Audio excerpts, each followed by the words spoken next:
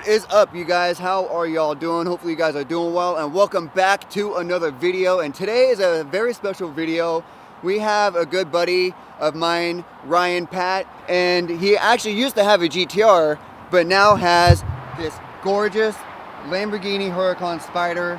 And you guys, let's welcome Ryan, and he's gonna talk about his car. So Ryan, how's it going, man? It's good seeing you. Good seeing you too. So obviously we know that you have a Huracan. What year is it? How long have you had it? What's done to it? Just talk about your car. Yeah, so it's a 2016. I've had it for coming up on a year, so December 15th will be exactly a year since I got it. And I haven't done anything to it aside from slight little, like, I tinted the reflectors on the front. But aside from that, the car came modified as it is. So it has like a front third PPF. It has the Performante bucket seats inside, which is actually a really important element of it because the Spyder has a more compressed cabin. Okay. And so at my height, my head's already hitting the top. If it didn't have the bucket seats in it, I'd be sitting too high. So the seats make you sit lower. Yeah, gotcha. Yeah, exactly. That's cool. So that already came with it, which was really awesome. I didn't have to worry about that, which was something I got warned about when I was looking to buy one. Right. It has an Akrapovic exhaust, which I hear is one of the better exhausts that come on the Huracans. So that's cool. That's awesome. And aside from that, it's basically completely stock, but it sounds amazing. I am hoping to wrap it pink at some point. Hell yeah. Pink, so. And what makes you want to choose pink? Is that just a favorite color? Is that for a certain reason? I've loved pink ever since I was little. I mean, I love pastel pink over hot pink. For sure. Okay. So I've just loved pink for the longest time, and I really hope to do that on the car. I think it'll look fantastic without being too flashy like a hot pink. Right. But it would still look really good, and I'd pull up to meets, and people would expect a girl to get out, and I get out there like, all right. Cool. You hear that, you guys? Only real men can rock pink. Ryan's a real man over here. Oh yeah. Let's talk about the paint, man. I have never seen a matte silver Huracan. Is that factory, or did you have it repainted? No, it's a factory color. So it's Grigio Titans Matte is the name of the color. It's a factory matte paint color, and it's actually kind of interesting because when I was looking to buy one, I was looking for either white or black, and there's good reason for that. So Lamborghini does this thing where they match the calipers and the interior to the color of the car, usually in most cases. So for example, if you have a red Huracan, it'll have usually red calipers and red accents on the interior. Okay. And so most of the colors that are out there, aside from white and black, don't really work well with pink. And so if I wrap the car pink and I have the top down, it just wouldn't look good having red interior or green interior or what have you. So I was searching for white or black, and then I saw this listed on the Lamborghini Bellevue, their website. Okay. And I absolutely fell in love with the car, fell in love with the color, and since I've gotten it, I have seen two others that are the same color, but it is factory. Wow. It's just rare. And I noticed that it's the LP610-4. Yep. And I think there's another model, isn't there? Like another LP dash something? I don't know the models very well, so sorry if I sound stupid, but what's the other model? So in this year, the two are the LP610-4 and the LP580-2. 580-2, that's what it was. So the 580-2 is rear-wheel drive. That's basically the difference. Okay, that's what I was going to ask, what the difference was. So the only difference is basically the drivetrain. It's rear-wheel drive versus all-wheel drive. Yes. However, it gets a little bit more confusing as you get to newer years. So that they're the current ones, which are like the Evo, the Strato, the STO. They are 640-4. Gotcha. And so what people have kind of speculated, I don't know if it's confirmed, is that the 640, 610, it's kind of representing the horsepower. I've heard about that. It's not exact because it's close. Yeah, this is like 604 crank horsepower. Right. But yeah, so the newer ones, they have a little bit better tuned engine, so they're getting a little bit more power out of them. But with the Evos, the 640-4s can be rear-wheel drive too. Gotcha. So it can be both. Okay. So when you're looking at the older years, you can tell if you want an all-wheel drive car, just look for the -4, but on the newer ones, that doesn't work. Right. Okay, that makes sense. So one of the things I want to talk about that I've seen you do and post about on Instagram is you are into the stock market. Yep. I've actually been. I've dabbled a little bit in the stock market. I did day trading. For you guys that didn't know, I used to dabble in the stock market. I used to do paper trading. I never got into real money just because I was so scared. Yep. So I just did paper trading.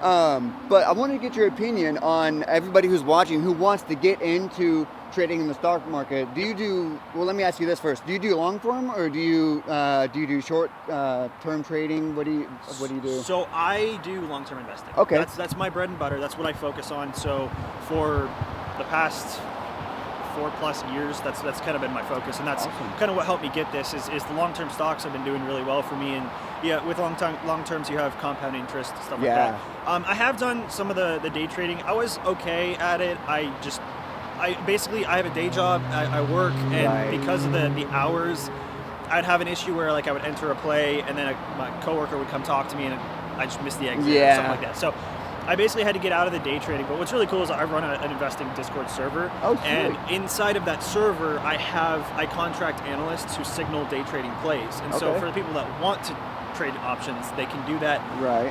Who I'm like in close connection with, but I don't do it myself. Okay. The one exception, I haven't done this in a little while, but the one exception is I will sometimes do what's called selling covered calls, which can be a day trade type thing, but it's basically just a hedge on my position when I think the market's going to go down. I don't do it very often, but it was a nice little way to make a couple extra $100 a week. Right. With really, really low risk on covered calls. So cool. That's kind of my spiel about investing. Sweet. And one thing I want to ask you is, for anybody that's thinking about getting into it, or who's just scared to take that first step, like, they're afraid that they might not have a lot of money to trade with. I guess what I can say is you don't have to start out with a lot of money, and I'm sure Ryan can confirm that, but for somebody who wants to get into it, what advice that is something that you could give them to, like, that's just positive, I guess? Yeah, so it depends on which side you're looking at. For the long terms, it's basically just getting started. Right. So most platforms that allow you to invest, they have a minimum buy requirement of like $5. And so you can do partial shares on most. So even if you want to buy Apple stock, you can just buy $5 of Apple stock. And so the best thing is just getting started. And I made a YouTube video about this on my personal channel with related to investing, but getting on a cadence of investing consistently when you're in the long-term game. So what I do is I do monthly. That just works best for me. For some people it's weekly, bi-weekly, it could be every quarter, like what have you. Just getting on a cadence of investing every month. So even if you can only afford to do $5 a month, if you put in $5 a month and you look out 40 years what that'll look like, it's going to be a lot more than you'd expect. So for long terms, it's just getting started. For the short terms, but you mentioned paper trading is really important. Making sure that you have an understanding and know how the market moves, because you can lose your portfolio in a single day. For sure. So it's best to learn and practice so you know how the game works before you jump into real money, because, and I'm sure you've had this too, but you get really emotional and like attached to it once you start getting into real money, and you start getting FOMO and everything, so you start trying to get into more, start gaining more, and then you end up losing more. I'm sure you've had your experiences, and I'm sure you could talk about that, but it's just getting to practice first. And I'm sure there's softwares out there where you can do paper trading like what I used to do to get the feel for it. I mean, a lot of big platforms nowadays just have paper trading involved. The platform I use is Webull, and they have paper trading that you can use. The other platform that I used, which technically no longer exists, it was acquired by a different company, was Thinkorswim. I use that one. They have a really good paper trading platform. It exists. And then when it comes to the day trading side of things, you basically, you only put in what you're willing to lose, because the risk is so high. If you don't have a lot of cash, you're struggling to make ends meet or what have you, it's probably not the best time for you to start then. It's best to, if you're on a comfortable, positive cash flow momentum where each month you're pulling in money outside of investing and in trading, then you can use that extra money to start investing and trading, and that way you're only risking extra income that you're fine losing. Because I have seen people where they've unemployed, they're struggling to make ends meet, they put the last $1,000 in the market, and poof, it's gone. And that $1,000 could have gotten them a long way with groceries or with gas to get to job interviews, what have you, and they just blew it right there. So it's something you should be, if you're going to do, you should be using supplemental or like extra income that you have. And would it be fair to say that whatever you gain, whatever you win and gain in the stock market, you put right back into it? So you're just reinvesting back into your whether you want to use it as a career or whatever, you just reinvest it back into what you're doing in the stock market. Would that be correct? You can, absolutely. So typically what I've seen to be the most successful strategy is where, let's just say you have $1,000 portfolio. That's your portfolio amount. And let's say you have a certain day you win $100. Or let's go by week. A certain week you're up $100, so you have $1,100 at the end of the week. Then the smartest move is to take that $100 and put that into long-term stocks, which are way lower risk, and then that money will be growing on its own through time, through passive income. And then you keep your portfolio at $1,000. But if it dips down, you have a bad week, it happens, you're down to $900, you don't funnel money back in, you just wait for it to grow back up to $1,000. That way, if you're not successful, you're only going to lose that $1,000. That's the maximum that you're going to lose. But if you are successful, you can see that amount increase, and the second that you make over $1,000, you've now made your initial investment. You're good to go. You're net even. You're broke. You're at the break-even point. The worst you can do is break even. And so, if you keep growing and growing and growing, you're just at a profit point at that point. So that's kind of my recommendation with that. But I do see people as their portfolio grows, they do just start putting it more and more into more plays. The problem with that, there's not really an issue except for the fact that you have to keep in mind of taxes. So every time you sell and it's a gain, it's a taxable move. And so, for example, let's say that at the end of the year, you have this huge play that nets you $10,000 in one play, and then it rolls over. It rolls over the next year, and you put it all into a play and you blow it all. You still owe taxes on the prior year. And so I've seen people get burned on that too. So that's why I personally find it best to either roll it over to a long term or just roll it back to your bank account. Either one works. Anytime you're over that amount. So one last thing I want to talk to you about is I've seen you post on Instagram that you actually rent this out and you let people drive it and take it for a day or whatnot. So talk about that. How long have you been doing that? What made you want to do that? Yeah, so back when I had the GTR, I bought that back in 2018. I had that for a couple years, and I just realized that I wasn't driving that car very much, and so I think I saw something online, or I had somebody recommend Turo, a platform for renting cars, and basically he said that you can just post the car in there. So because I wasn't driving the car a lot, I decided to post my GTR on Turo for a halfway decent price, and I started getting rentals pretty frequently. I realized I could up the price, and it was actually pretty lucrative, especially because the costs were pretty low since I personally just wasn't driving a ton, and it had to do with a situation where I was living, there was a lot of traffic, and I couldn't enjoy the car a ton. And just had a blast with that. Ended up selling that car, and I bought this car, and I thought to myself, similar type thing. Where I live and what I do for work and everything, I don't drive a ton, and so although I do put more miles on this than most Huracan owners, they don't like to drive their cars for whatever reason. I realized it was doing a lot just sitting there, so I decided to kind of list it on Turo to start renting it out. And what's really cool about these cars, along with the GTRs, is they have almost bulletproof engines and transmissions. That's what I heard. They're so reliable. They are incredibly reliable. So basically, I started renting it out kind of beginning, I think it was May of 2020 of this year. I started renting it out on Turo. It was really successful. There's some limits to Turo that I've kind of tried to circumvent by doing direct rentals, basically where, let's say you wanted to rent the car for a YouTube video, and you just needed it for 2 hours, let's say. You can't, if you did that on Turo, you'd have to pay for a full day. That's all you can do. And one thing that I've started to do with direct rentals is I offer 1 hour and 3 hour rentals for shorter term, because I don't think you should be paying for a full day. I mean, it's still expensive, but it's a lot better than paying for a full day rental of the car. So I started doing that. Plus, there's age requirements on Turo. You have to be 30 plus because of the value of the car to rent it. And so, yeah. Now, is that for every car where you have to have an age requirement, or is it just depending on the car? It's depending on the value. So the GTR was 25 plus because it was $100,000 value. Because this is over $200,000, or I think it's either $180,000 or $200,000. It's 30 plus. So it's based on the value of the car. So if I were to list my daily, which is a Lancer, there'd be no age requirement. Because of the price. Yeah, it's valued at, I think, less than $5,000. So it would be. There'd be no age requirement. And so I think you can be 18 and rent cars on Turo. So I have a question about that. So now that you're talking about that, I just thought of something. So you said it depends on the price of the car. So what if somebody had a car and they've fully built it to the max and it was worth a bunch of money, do they take into the consideration of how much they put into it, or is it just depending on like the MSRP price of the car? So it's the fair market value of the year, make, and model of the car with the miles. Gotcha. So for example, if you have like a 1,500 horsepower GTR, it's going to be valued at $100,000. Even though you have $200,000+ of mods in that car, it's valued at $100,000. Which, again, if you have a highly modified car where it's like with power adders, you're not going to want to rent it out on tour. Right. It's going to be a huge risk. People are going to blow that engine. Like they're going to beat on it. So no, modifications don't increase the value of the car. It's the fair market value just for the make, model, and year. Sweet. Well, hey guys, maybe one day I might have to pull up to a meet in Ryan's Huracan. Maybe we'll make that happen one day. So you guys, I was going to show you the carbon seats. So this is the carbon seats that he was talking about.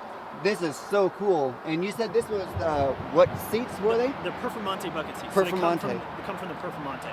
And you said what's nice is for these ones, you sit lower because for taller people, your head would hit the ceilings if you had the regular seats. Yep. That's really cool. And I can actually see that the part where it's lower is you would sit down more, like it sinks down more. Yes, yeah. So that's kind of cool. How comfortable are they? Like, are you able to go for long drives, or is it not the best for long drives? That's the drawback. So they're not the most comfortable. I would say 45 minutes to an hour is the max where I'm comfortable. Okay. Anything more than that, it starts to get a little bit of ache in the back. Yeah. The day that I bought it, I drove it from Bellevue down to Portland with traffic, so it was about a 4-hour drive. Woo. My back was not happy. I felt like it aged 20 years in that drive, but it's worth it for me because I don't really like the long drives anyway. Right. I like doing shorter, quicker drives, and so it's perfect for me. But my girlfriend's not the happiest about it. That's funny. That's okay. Sweet. Well, you guys, with that being said, let's go for a ride and let's see what if we can get some cool exhaust clips.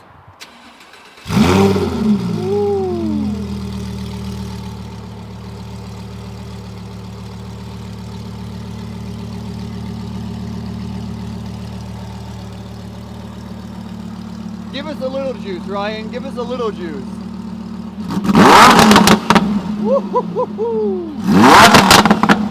I wanted to get a clip of me filming getting in this. This is crazy low. Oh. It's even worse getting out. Oh, I bet it's really bad after leg day after the gym. Oh yeah. Now right off the bat, I told Ryan, I didn't get this in the video, but I'll tell you guys real quick. I was telling Ryan that I have had one previous experience in a Huracan. I'll have to see if I can find the clips, and I'll throw it up on the video for you guys.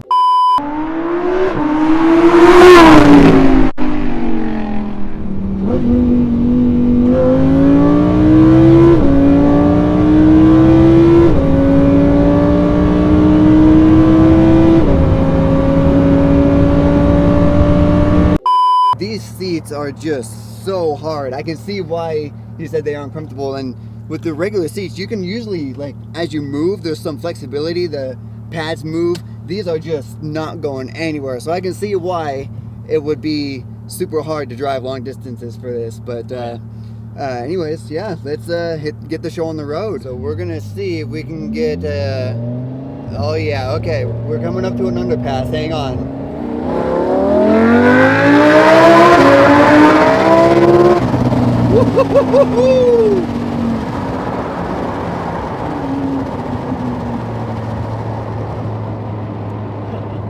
That's awesome. Now Ryan said that he's not a crazy driver, so he's not going to be doing too many crazy things, but you know, it's going to be just enough to, you know, make a fun video for you guys. But you know, like I said, I had one experience prior to this in another Huracan, and that one was crazy. I mean, the owner who owned it, he went up to like 165. Wow. It was insane. That was 90, so yeah, that's oh wow. Compared to 165. Yeah, I really wish I could have made a proper video with him, but things didn't align right, and we didn't get to make a good video. But this video won't be as crazy as that ride, but it's still just a really cool opportunity that I get to do a video with Ryan and, you know, a Huracan. So you know, this is just an incredible experience, and no matter how many experiences I get in a supercar, it's always fun to just do videos because, you know, someone's car, even though they may have the same car, may have a different experience. They may have something done to it that gives you a better experience, you know. So I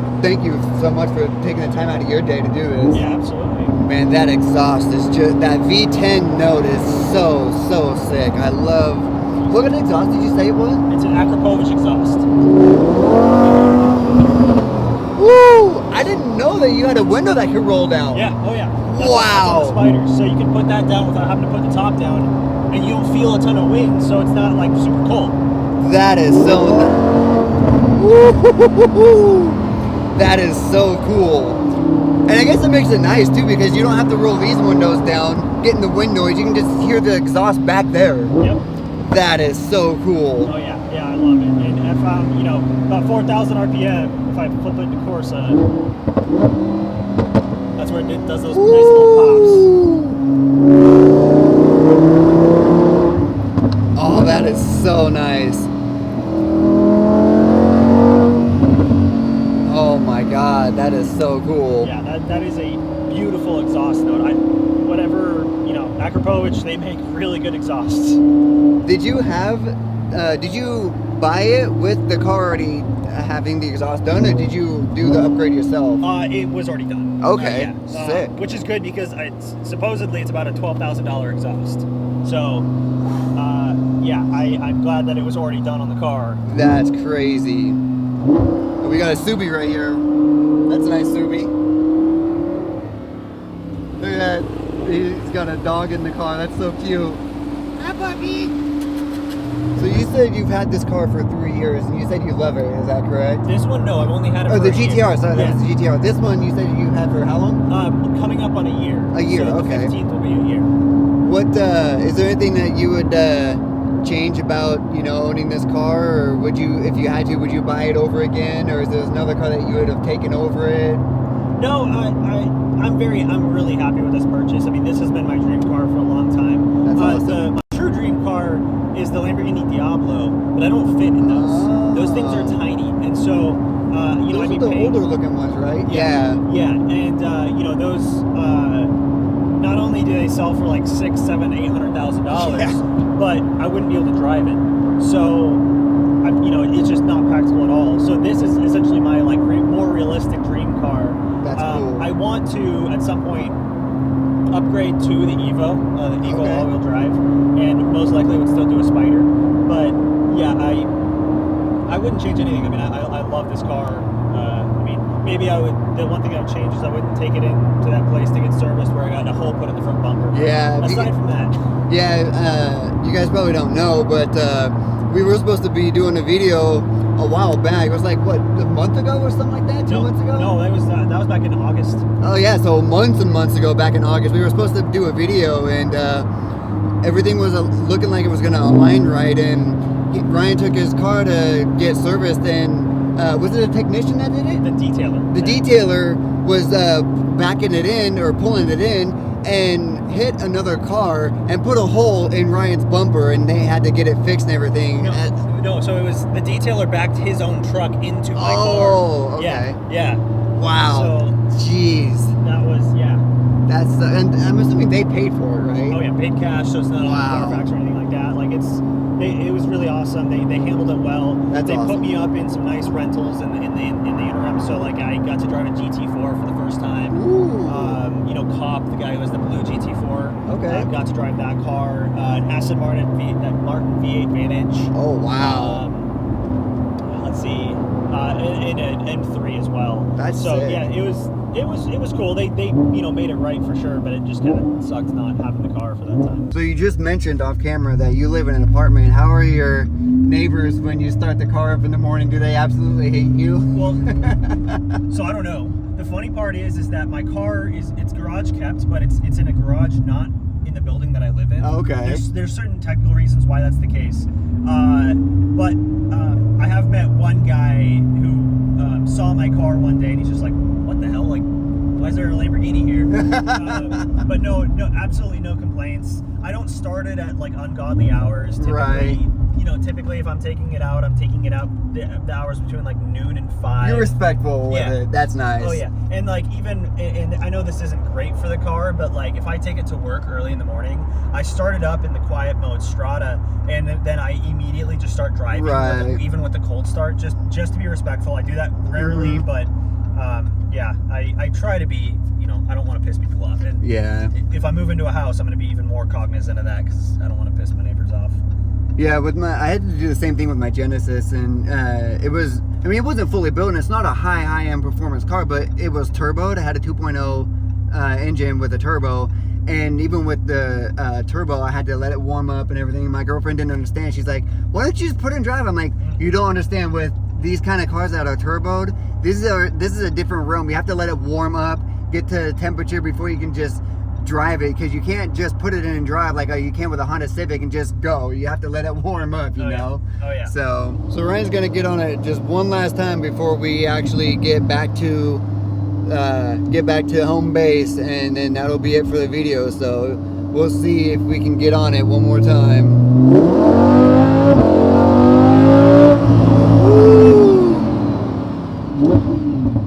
Wow, the brakes are amazing. Yep. We literally came up to a red light, and I was hoping that it would stay green so we could go through it, but wow, the brakes are carbon ceramic, I'm assuming, right? Yeah, that explains why they're super grippy. Man, that experience never gets old. And like I said, no matter how many times I get to have the opportunity of riding in a Huracan, whether it be this one or someone else's in the future, it will always be a good experience and worth making a video with. So this was definitely one cool experience. Again, I'm glad I actually got to do a video with it and put this on video for you guys to see and enjoy. So if you guys have anybody that has a high-end power car or a Huracan, highly recommend you get the experience for yourself and riding in one. It was super fun. Ryan, do you have any last words, positive advice for anybody that's watching the video? I mean, I was able to start buying cars at a young age because I got my GTR when I was 23 years old, because I kind of put my mind to something and I stuck with it and I worked hard. And that's kind of just how I am as a person. When I put my mind to something, I really work hard to make sure I accomplish it. Mm-hmm. And so, you know, just really putting your mind to something and doing what you can to make it come to fruition is one of the best things that you can do. So if you're into high-end cars, you want to drive nice cars and own nice cars, start working hard on it now. Whether it's getting a better job, getting side hustles are huge. Side hustles are one of the best things I can recommend for getting you to that next level where you're able to get nice high-end cars and cutting back on expenses, stuff like that. Working hard on it now so you can have a better future where you're driving these cars. Trust me, it pays off. Right. And as you guys see me doing it, you guys know it's my dream to eventually become successful on YouTube and drive a nice car. And one thing that I'm sure you can agree with is, no matter what you guys' dreams are, as long as you can see yourself doing it, just continue pushing for your dreams. No matter how no matter how long it's going to take, it's going to be it's going to be a journey and not a sprint. So as long as you're taking little steps towards your dream and making successful steps, that's what's most important. And I'm sure you can agree on that. As long as you are going for what you want, and as long as you're taking the little steps to get there, that's what matters the most. Yeah, so absolutely. Ryan, it was a pleasure meeting you.